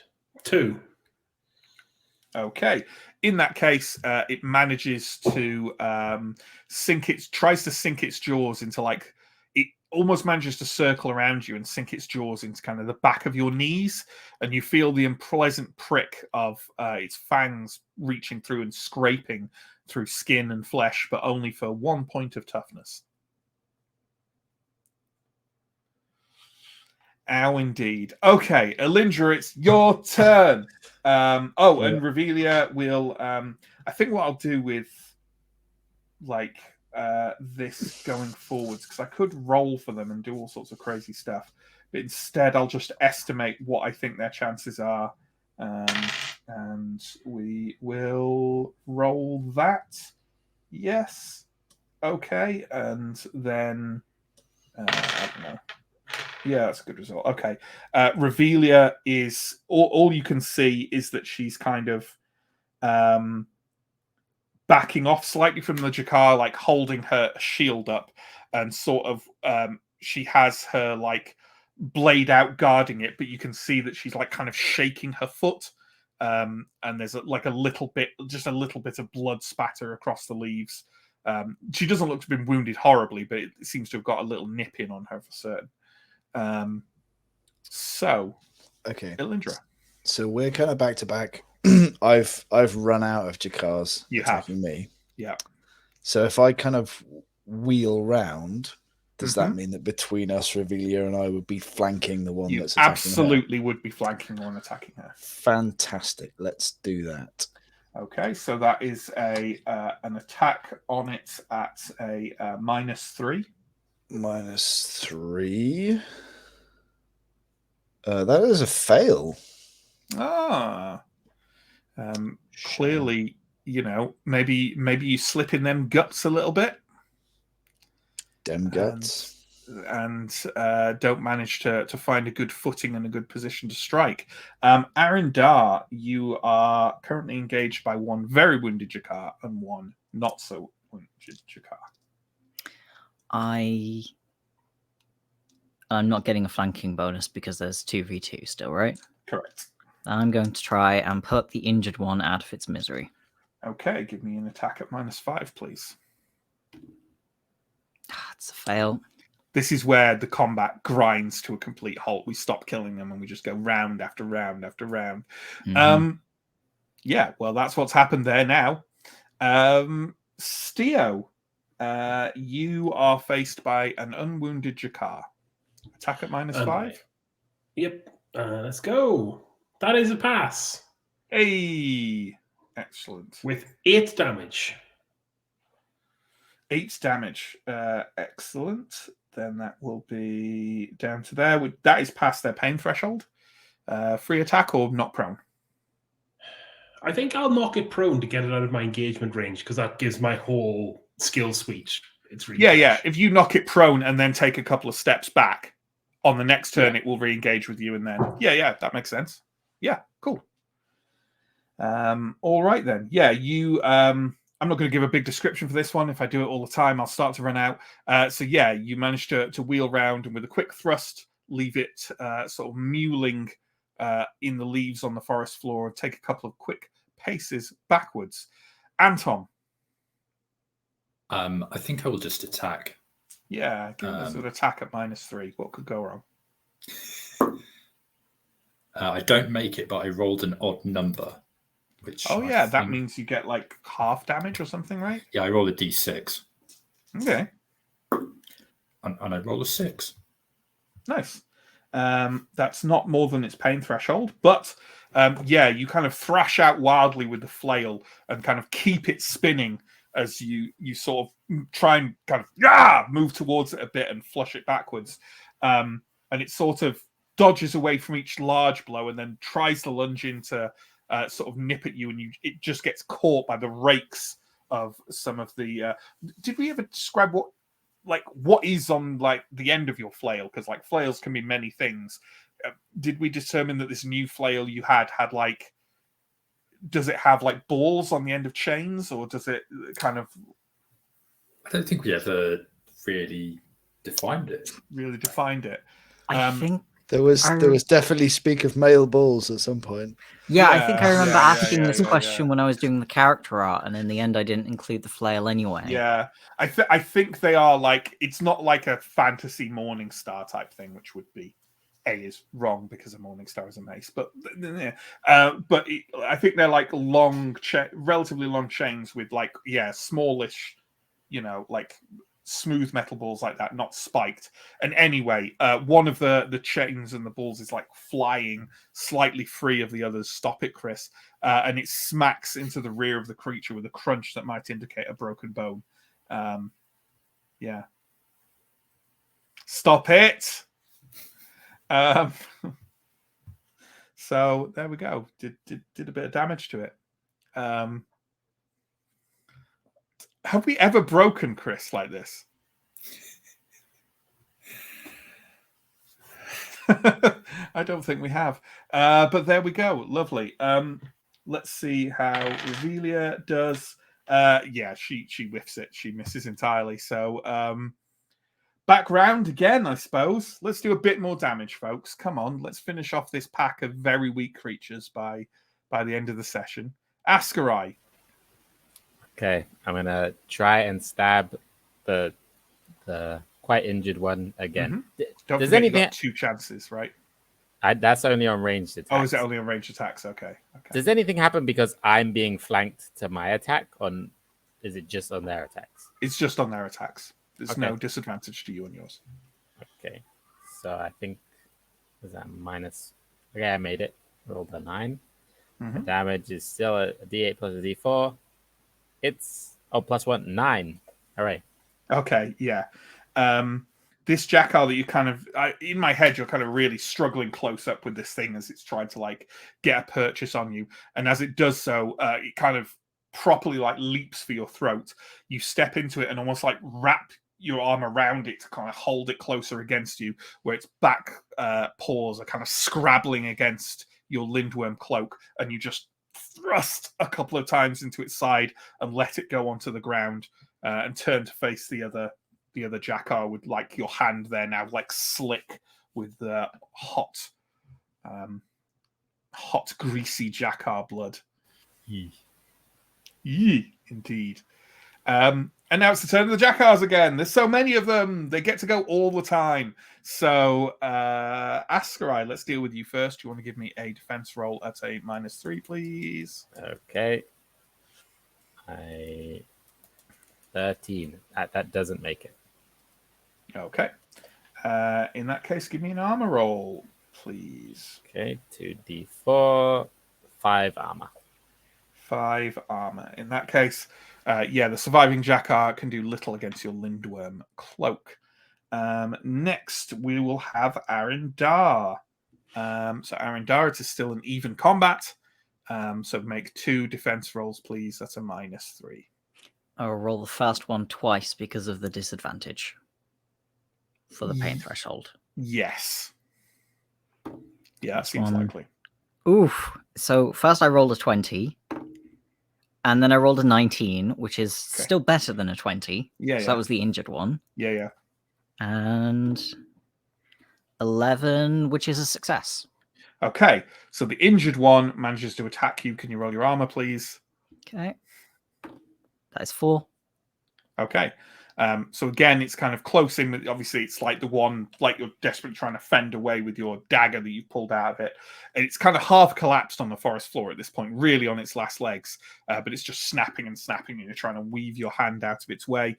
The other one is again going for a kind of larger leap on you, which you can take advantage of. Make an attack against it, please, at a -5. Okay.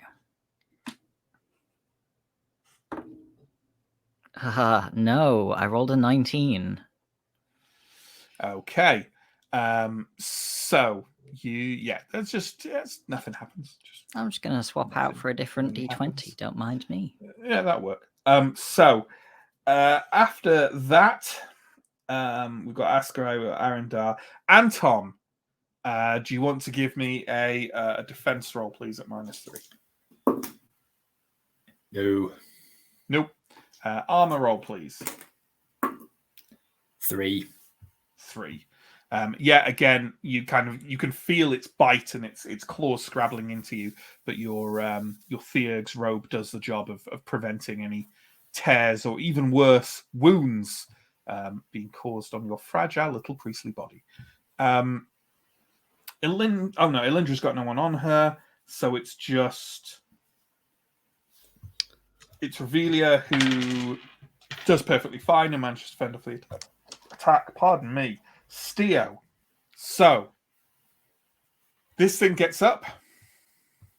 Actually, I should probably see if it even...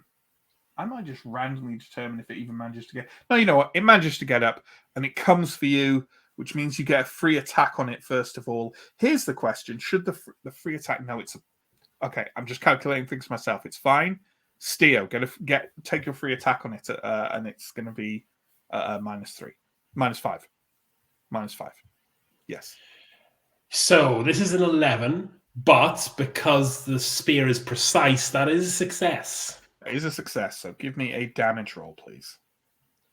That is 3. 3. But it is now kept at bay, so it is disengaged. Disengaged, absolutely. So you manage to catch it a glancing blow with the spear. As you say, you don't cause a lot of damage to it, but it's basically your keeping it back from you successfully. So it has no chance to attack and will have to engage again next turn. Okay. Elindra. Hello. So I am going to have another go at attacking this one that is that was originally rounding on Revelia. Mm-hmm. So let's see, it's a -5, but we're flanking, so it's only a -3, right? Yes. Right. That is a fail, although I just remembered since last time that the two-handed force lets me try and catch it on the backswing. Oh, yeah. Forgot about that. That is a reduced damage, right? Yeah, it's D8 damage, but the Revenant Strike's still on. So do I? Yeah. Revenant Strike will still count. Add a D4 and another D4 for flanking? Yeah. Cool. 11. 11. That is past its pain threshold. Would you like to knock it prone or roll again? Let's go again. Why not? Fail. I chose poorly. I'm not sure that the backswing works on the. That's pushing it a bit too far, isn't it? When an attack misses a target, it can use the return swing. But it doesn't say it's only once per turn, but it feels a bit strange. Threshold. I don't think it is once a turn. Doesn't say that. It's just a free attack, so yeah, okay. I don't see why it wouldn't. Happy days. Let's go again. That's a hit. The damage on the second backswing is 9. Okay. With one kind of each time kind of swiping towards it, it ducks aside, but with that sort of backswing, you manage to cleave into it once and then twice. It sort of shudders on its feet and takes half a step towards you and then topples over on its side, dead. And at this point, I'm going to tell you what, does someone want to roll for the resolute of this pack of jackars? Because I think, you've carved half of them up for very little damage. Sure. Who wants to do that? Okay. But hang on, no, it's in our benefit to fail this roll, so we should right. use our secret Mike, weapon. You're up. Oh, Sure. but if Mike does it, he'll pass. Oh no! Well, give us a roll, Mike. You're aiming to get 10 or higher. I got 12. There we go. Finally, Mike's inability with dice comes to the fore. So the pack of jackars, clearly thinking that having seen half their number carved into chunks and most of the rest of them also wounded, peel away from the fight and dash back into the undergrowth of Davokar, howling and whining as they go. You can take, your free attacks for their disengagements if you want, but unless anyone really wants to roll to see if they cut open a woodland animal, an extra one, then we can move on. I think the jackar I left on 1 health, is that more or less a short life? It ain't going far. I think I might try and put All it out right, of its yeah, misery give as it a goes. go. Give it a go. Why don't you give it an attack at -5, please? I just miss. No, slow suffering for the jackar. So they dash off into the undergrowth, as I say, whining and howling and leaving a trail of blood behind them, and leaving you alone with a body. Gonna go and look at it. Yep. I'm just going to vocalize this as Steve. Do people eat jackar meat? Not if they've got other meat to eat. Should we hold it back? No, we should definitely not hold it. I think that would be.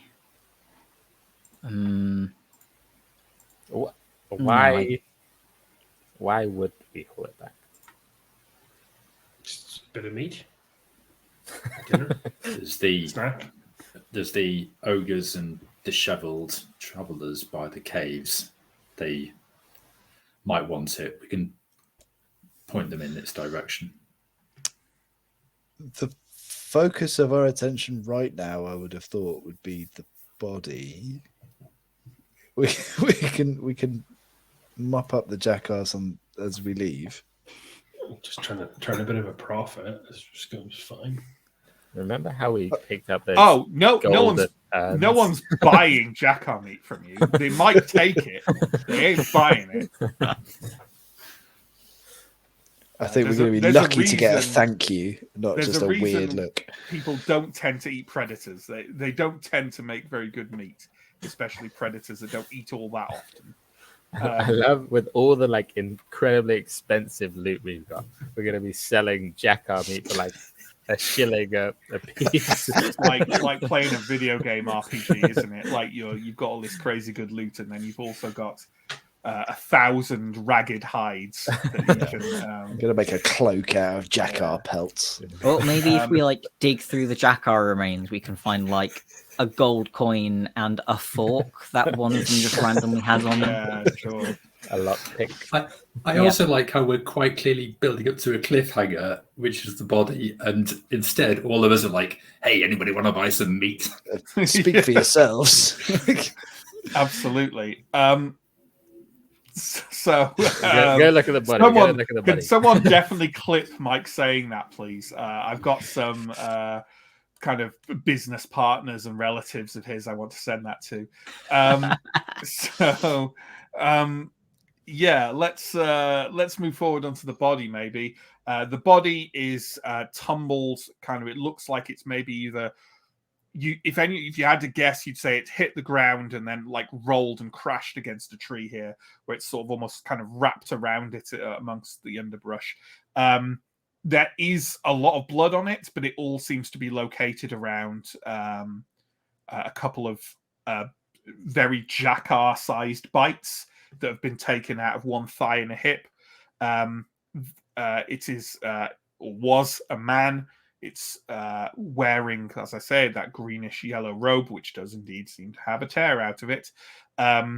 It is a robe which is not identical to, but seems to have been crafted to definitely evoke the robe of a member of the Ordo Magica. Is anyone examining like the body further, whether by searching or like a bit of the old medicus knowledge or what? Just to be clear, so we had been told that Mankell was an independent explorer associated with the Ordo Magica. Kind of trained by them or claimed to have been trained by them or something along those lines. Okay. Are you saying that these are Ordo Magica robes or that these are an imitation of... I am saying that they are intentionally evoking Ordo Magica robes. Okay. The cut is very similar, but no Ordo Magica person you know wears yellowish green robes, and there's no like. Often Ordo Magica have like the seal of the Ordo Magica emblazoned on their robes, things like that. There's nothing like that, but it's a very Ordo Magica look. Okay, so you know, similar but legally distinct from. Yeah. You've seen people offering kind of hedge mysticism services who also dress a bit Ordo Magica-y, but not enough so that the local Ordo Magica holds them over and saying, "Why are you wearing one of our robes?" He's ordered an Ordo Magica suit of cosplay. Wish. Yeah, exactly. I would like to CSI, please, and see if I can figure out. I mean, we know why they died, but I want to know if there's anything else suspicious about. Well, I mean, you can tell probably exactly why they died, and there's no need for a roll. There are no wounds on this body other than bites, but there are a lot of like horrible, like broken. But this person died from a fall. Yeah, like there's no openings on there. There's no wounds, but there's a lot of broken bones, and the neck looks the wrong way, and the blood has gathered in vast bruises all over the portions of the body that look crooked and bent. Like, they were thrown off the cliff. Or leapt, I suppose, and died. I'll try searching the body then. Give me a vigilant roll. That's a phenomenal fail. Yeah, you don't find anything. Is anyone... I know I really discourage repeat rolls, and I'm not asking this because I'm saying there's anything significant to be found, but just idly, is anyone not trusting Steo's like search of the body? There's no real reason to think he would fuck it up. Like, they're just wearing a robe. It's up to you. I definitely want to make sure that he's been searched, but I think me making a roll, that would be metagaming if Elin stood and watched Steo. Don't worry, it's not gonna. There's no crucial clue on the body. It's fine. Do we take the body back? Who wants it? Like, I suppose it depends on how much jackar meat you want to sell to the ogres. Well, do we bury it? Mankell was Ambrian, right? Maybe we should give it to the church. Well, we can't take it back up. They won't let us bring a dead body onto the plateau. You could just tell the Sun Church where he's to be found, and maybe they'll do something about it, and maybe they won't. I think those jackars have probably earned a meal, haven't they? Yeah. God, too dark. It's miserable. Seems rather unfortunate for this fellow, though. Rather unfortunate push, I think you mean. Seems that everyone who's been tangentially involved with this scheme and rumor of Symbar has met an untimely and bloody end. I'm very interested in who those Ambrian traders were. Yeah, I'm slightly concerned for Brother Bartha. Yeah, that's our next port of call, I presume. I don't suppose... I mean, maybe if he was standing really close to the edge, it would be quite easy to push him off. But maybe if they were trying to... not a large man. I think we take the body. We take the body back up.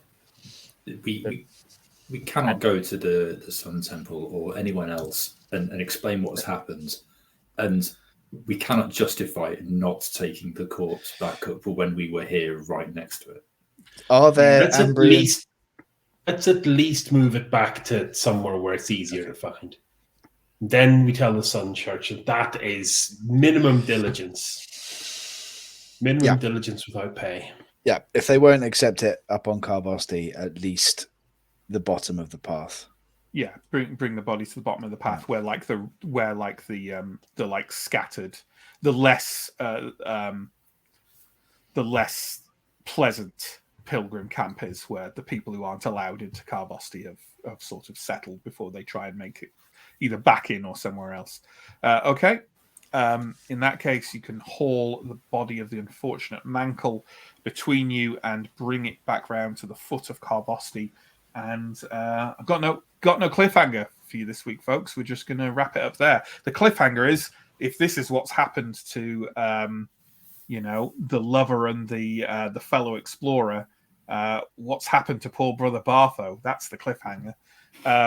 So with that in mind, thank you very much for watching and for playing with me, depending on whether you watched or played. If you've got any comments or questions, please sling them into the chat and we'll do a little promo to give you time for that. Check down below for links. There's links to Twitch, links to YouTube. You watch this on one, please check out the other one. Links to our social media, our Discord, our Patreon. If any of those sound alluring to you, please allure yourself into them via the means of the links. We've been running some polls on our social media, on YouTube, on Discord recently about what one-shots people want to see sequels to through 2023. You can get yourself involved in those if you like. We're going to run those for a couple more days before we take the results. We run 2 sessions weekly at the moment. Wednesdays is Symbaroum, Mondays is Vaesen with Johnny and the Monday crew, and they're starting a new investigation in Vaesen this Monday coming. So an ideal chance to start getting involved there. We also do one-shots monthly of different systems. The upcoming one for December will be on Saturday, December 17th, and will be the final installment of the trilogy that rounds out our 3 Alien one-shots. We've had A Place of Burning and A Congress of Sorrows. What pretentious name will the third one bear? You'll have to keep hanging on because I haven't come up with it yet. But yeah, join us for that. It'll be good fun, and maybe Justin's character will make it all the way through this one. We'll find out. Stranger things have happened. So let's throw some comments in, please, John. Curmudgeonary. It's trademark. It's a term now. Before I forget as well, thank you for. I'm going to say the follow is someone called To Jeff. It could be Tuggy-off but To Jeff is just so much more horribly English that I'm going to choose that it's that. Dr. V.O. Moore, who knows? I never know whether it's horrible to have to know how to pronounce these things. Drivomore, whatever. Thank you so much for your 6-month subscription. That's really appreciated. And thank you for the follow last week as well. And Night Bites gave a 1-month sub to Don't Kick Food as well. Lovely to see people of our Discord treating each other wonderfully. So thank you for all the support from all those people. We really appreciate it. More comments. Steve thought Anton was going to heal the jackass for a moment. It was Dromor, Serbian for wooden sea. That's cool. It was, I think it actually happened slightly before then, but I thought the bit where Alindra was like, I cut it in half, and then we were like, okay, now Anton does the opposite. It's like, does that mean Anton puts 2 halves together, or? And is he competent enough to put them back together in the right way? He puts the 2 halves back together and ends up with very clean shoes. Yeah. Or like 2 halves of a jackknife, but the back half is upside down. So it's just a monstrosity that should not be. It's like cat dog, but as wrong as possible. Yeah, exactly. Cut and shut. Don't Kick Food. Quick, someone make an image of improperly labeled medieval weaponry to distract the GM and gain combat advantage. I don't know what you're talking about, but don't do it. I think that would just make everything crit against us, I think. Yeah. Yeah. Tremor, Mike would be best if this were D&D. It's true. It will flipped. If only there was a way for Mike to monetize that unique skill. I mean, we could start opening. What, Chris? You'll know what's usually the system that people use for like gambling points and stuff on Twitch. I'm assuming. Oh yeah, I mean Twitch contains that now by default. Oh right, okay. Just set that up. Yeah. I wonder what happens if we all play Symbaroum, but Mike plays Ruins of Symbaroum. Right, the D&D version. Sure. I think we need more of those rolls that I'm rolling on behalf of the enemies. We need them to fail. Honestly, I felt so useful in that moment. It was a really warm feeling. See, and this is the thing. Like, we were so concerned about Mike's rolling, or John specifically was so concerned, that because Mike for a long time was rolling just digitally, right? And then John literally sent Mike dice. Mm-hmm. Some lovely. Was that from your favorite dice shop, John? Yeah, that was from Valkyrie RPG. Yeah, who currently have their Black Friday sale going. So there we go. Yeah, and lovely they are too, but they haven't really helped, have they, Mike? I mean, John says that there is a favourite dice shop, but they sort of sent some cursed dice, just as Google provided a cursed digital dice roll for me as well. Yeah. I mean, John loves that problem. John loves that shop, but hates you. So all I'm saying is, I did specifically buy the ones that I thought were most Prios-y. So maybe it's just that Prios hates you. Yeah, maybe God hates you, Mike. Have you considered getting them blessed? What's the backstory for the dice?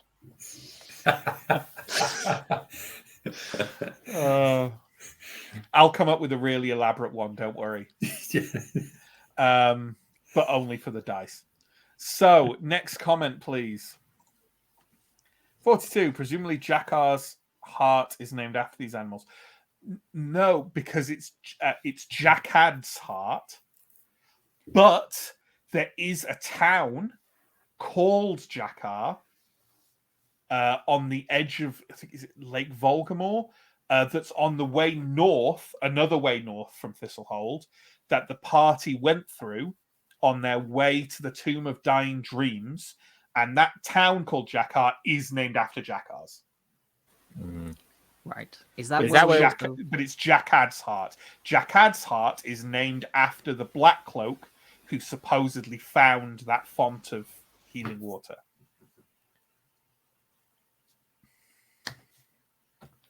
Yeah. And full of valuable knowledge about things that don't exist that no one cares about. Is Jakar the place where we chased the guy who scammed us on the boat? You're exactly right. Yep. 42. If I was a guard, I would suspect a party of strangers that keep bringing dead bodies. Oh, we found it in the forest, mate. Don't worry about it. The other guy was dead in his tent when we got there. And, you want to watch out. There's clearly some sketchy folks about. I mean, to be fair, it's kind of up in the air how much the Wrathguard would exactly care about Ambrians murdering other Ambrians. So, not that the guy in the tent was an Ambrian, but he did hang out with Ambrians, and that's almost as bad. Is that it? We done? That's everything. We're done. So thank you, folks. Thank you for the support of everyone who I mentioned. Thank you for everyone who watched. Thank you to my players. We will be back next week for more Symbaroum, and Monday Crew will be back on Monday for more Vaesen. Yeah, take care, stay safe, and we'll see you next time. Goodbye.